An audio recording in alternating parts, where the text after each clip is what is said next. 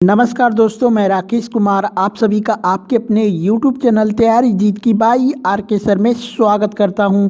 और दोस्तों आज 14 मार्च 2021 के रेलवे एनटीपीसी का जो फर्स्ट शिफ्ट का एग्ज़ाम है वह ख़त्म हो चुका है। और दोस्तों यहां पे मैक्सिमम क्वेश्चन मुझे मिल चुके हैं। यदि आप लोगों को एग्ज़ाम दिए हैं आप लोगों ने और आप लोगों को प्रश्न याद हैं तो आप हमें बता सकते हैं व्हाट्सएप करके, कॉल करके, मैसेज करके या फिर इसी वीडियो में कमेंट करके भी आप लोग क्वेश्चन बता सकते हैं।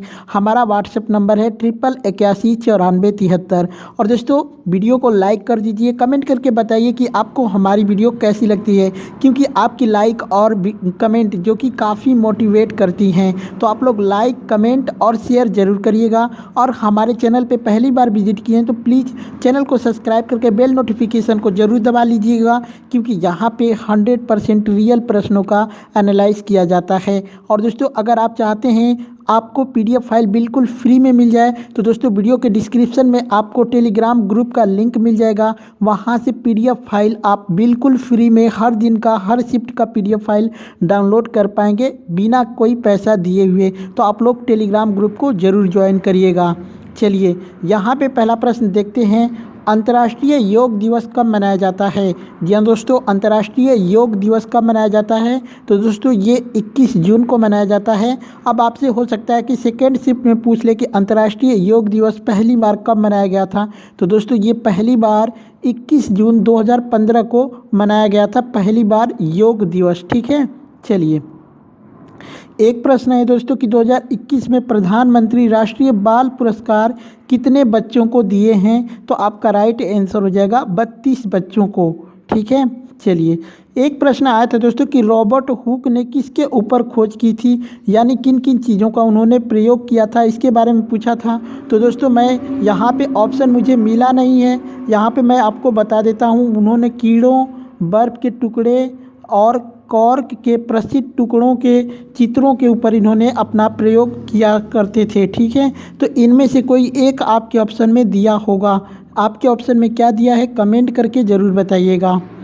एक प्रश्न आया था दोस्तों कि निम्नलिखित में से किस राज्य में सबसे अधिक सड़कें हैं। जी हाँ दोस्तों, निम्नलिखित में से किस राज्य में सबसे अधिक सड़कें हैं। तो आपका राइट आंसर हो जाएगा महाराष्ट्र। जी हाँ दोस्तों, आपके ऑप्शन में दिया हुआ था महाराष्ट्र और महाराष्ट्र आपका बिल्कुल राइट आंसर हो जाएगा। एक प्रश्न आया था दोस्तों, यहाँ पे थोड़ा सा मिसअंडरस्टैंडिंग हो गया है टाइपिंग करने में। अनुच्छेद 170 के तहत राज्य की विधान सभा के अधिक से अधिक कितने सदस्य हो सकते हैं। जी हाँ दोस्तों, अनुच्छेद 170 के तहत राज्य की विधान सभा के अधिक से अधिक कितने सदस्य हो सकते हैं। तो दोस्तों यहाँ पे अधिक से अधिक पूछा है तो अधिक से अधिक 500 हो सकते हैं। लेकिन दोस्तों यहाँ पे सबसे अधिक की बात करें तो उत्तर प्रदेश का जो है 425 सीटें हैं, यहाँ पे ये सबसे ज़्यादा है। और सबसे कम की बात करें तो सिक्किम का जो है 32, जो कि सबसे कम है। ठीक है, चलिए एक प्रश्न पूछा गया था दोस्तों कि किस अनुच्छेद के तहत हिंदी को राष्ट्रीय भाषा का दर्जा दिया गया।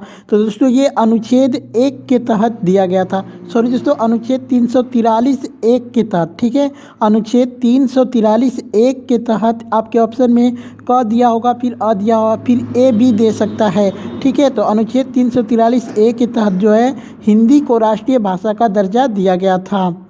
एक प्रश्न आया था दोस्तों कि इनमें से सही क्रम में सम्मिलित करना था। उसमें दिया था आपका दांडी मार्च, असहयोग आंदोलन, सविनय अवज्ञा आंदोलन, जलियांवाला बाग हत्याकांड। तो दोस्तों मैं यहाँ पे सबका डेट आपको बता देता हूँ, आप अपने अकॉर्डिंग कर लीजिएगा। सबसे पहले हुआ था यहाँ पे जलियांवाला बाग हत्याकांड जो कि 1919 में हुआ था।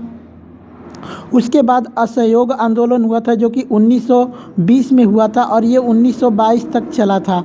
ठीक है, उसके बाद सविनय अवज्ञा आंदोलन जो कि फरवरी 1930 में हुआ था। और दोस्तों इसके ठीक एक महीने बाद जो है दांडी मार्च शुरू हुआ था जो कि मार्च 1930 में हुआ था। तो सबसे पहले क्या है, जलियांवाला बाग कर लेना है, उसके बाद असहयोग आंदोलन, उसके बाद सविनय अवज्ञा आंदोलन और उसके बाद दांडी मार्च। ठीक है, तो इस तरीके से आपके ऑप्शन में दिया होगा, उसके अकॉर्डिंग आप कर लेंगे। चलिए एक प्रश्न पूछा गया था दोस्तों कि आरबीआई का मुख्यालय कहाँ पर स्थित है। या दोस्तों आरबीआई का मुख्यालय कहाँ पर स्थित है, तो दोस्तों इसका मुख्यालय जो है ये मुंबई में है। और दोस्तों इसकी स्थापना 1 अप्रैल 1935 में कोलकाता में हुआ था, लेकिन दोस्तों 1937 में इसे जो है मुंबई में स्थानांतरित कर दिया गया था। और दोस्तों वर्तमान में आरबीआई के गवर्नर कौन हैं, तो गवर्नर हैं शक्तिकांत दास, जो कि वर्तमान में आरबीआई के राज्यपाल हैं। एक प्रश्न था दोस्तों यहाँ पे कि इनमें से कौन लोकसभा का सदस्य नहीं है। या दोस्तों इनमें से कौन लोकसभा के सदस्य नहीं है, उसमें आपके ऑप्शन दिया था अटल बिहारी वाजपेयी, डॉक्टर मनमोहन सिंह और नरेंद्र मोदी। तो दोस्तों ये जो तीनों लोग हैं प्रधानमंत्री बन चुके हैं, यानी ये तीनों लोग जो हैं लोकसभा के सदस्य रह चुके हैं। इसके अलावा चौथा ऑप्शन जो आपको दिया होगा वह बिल्कुल राइट आंसर हो जाएगा। यहाँ पे बताना था कौन सदस्य नहीं है। एक प्रश्न आया था दोस्तों कि 2021 में किसको पद्म विभूषण नहीं मिला है। तो दोस्तों आपके अकॉर्डिंग जो है 3 लोगों को मिला होगा, वो नाम होगा, और एक व्यक्ति ऐसे होंगे जिनको हो सकता है पद्म श्री अवार्ड या फिर पद्म विभूषण के अलावा कोई और पद्म पुरस्कार मिला होगा, उनका नाम दिया होगा। तो आप लोग ऑप्शन कमेंट करके ज़रूर बताइए और बताइएगा कि आपके ऑप्शन में क्या दिया हुआ था। एक प्रश्न आया था दोस्तों कि तुगलक ड्रामा के लेखक कौन हैं। दोस्तों एग्जैक्ट प्रश्न नहीं मिला था, बच्चे ने तुगलक ड्रामा का नाम लिया था, तो यहाँ पे मैंने इसको जो है संशोधन करके आप ये बता रहा हूँ कि तुगलक ड्रामा के लेखक का नाम पूछा होगा। तो अगर तुगलक ड्रामा के लेखक का नाम पूछा होगा या फिर तुगलक नाटक भी लिखा होगा, तो तुगलक नाटक के जो लेखक हैं ये गिरीश कर्नाड हैं। आप लोग कमेंट करके ज़रूर बताइए कि ये आपके ऑप्शन में आया था, ये प्रश्न आया था या फिर नहीं आया था। एक प्रश्न आया था दोस्तों कि दादर नगर हवेली से कौन सी नदी गुजरती है।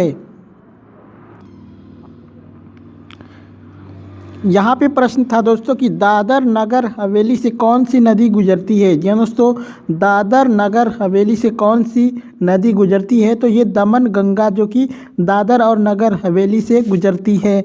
बाकी आप लोग कमेंट करके ज़रूर बताइए कि क्या ये एग्जैक्ट प्रश्न यही था या फिर प्रश्न का लैंग्वेज थोड़ा चेंज था। ठीक है, चलिए। एक प्रश्न आया था दोस्तों कि महाभारत का फारसी अनुवाद किसने किया था।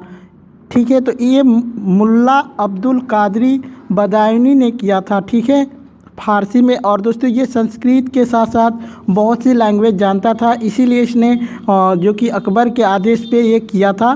महाभारत जो कि पहले से संस्कृत में था उसको फारसी में इसने किया था। ठीक है, एक बच्चे ने मुझसे कमेंट करके दोस्तों मुझे व्हाट्सएप करके ये बोला था कि महाभारत को संस्कृत में अनुवाद किसने किया था। तो दोस्तों आप लोग कमेंट करके ज़रूर बताइए कि इसका संस्कृत अनुवाद पूछा था या फिर फारसी पूछा था। ठीक है, मैं सेकेंड शिफ्ट वाले में आपको बता दूंगा। एक प्रश्न आया था दोस्तों कि इनमें से कौन भारत का पहला परमाणु अनुसंधान केंद्र है। तो दोस्तों अगर भारत का पहला परमाणु अनुसंधान केंद्र पूछा होगा तो ये भाभा परमाणु अनुसंधान केंद्र जो है आपका पहला, भारत का पहला हो जाएगा। ठीक है, चलिए। एक प्रश्न आया था दोस्तों कि कौन सा रेलवे स्टेशन वर्ल्ड हेरिटेज की सूची में है। तो दोस्तों इसमें जो है 4 भारत के रेलवे स्टेशनों को शामिल किया गया है, जिसमें दार्जिलिंग हिमालयन रेलवे स्टेशन को शामिल किया गया है, उसके बाद छत्रपति शिवाजी टर्मिनस को, उसके बाद नीलगिरी माउंटेन रेलवे स्टेशन को, उसके बाद कालका शिमला रेलवे स्टेशन को। तो इन्हीं में से कोई एक जो है आपके ऑप्शन में दिया होगा, तो आप लोग कमेंट करके ज़रूर बताइएगा कि क्या दिया था। ठीक है, चलिए। तो दोस्तों इतने सारे ही प्रश्न मुझे मिले थे। आप लोगों को प्रश्न याद है तो कमेंट करके, व्हाट्सएप करके, मैसेज करके, कॉल करके ज़रूर बताइएगा। और वीडियो अच्छी लगी हो तो लाइक ज़रूर करिएगा। चलिए चलते हैं, मिलते हैं नेक्स्ट वीडियो में, तब तक के लिए जय हिंद।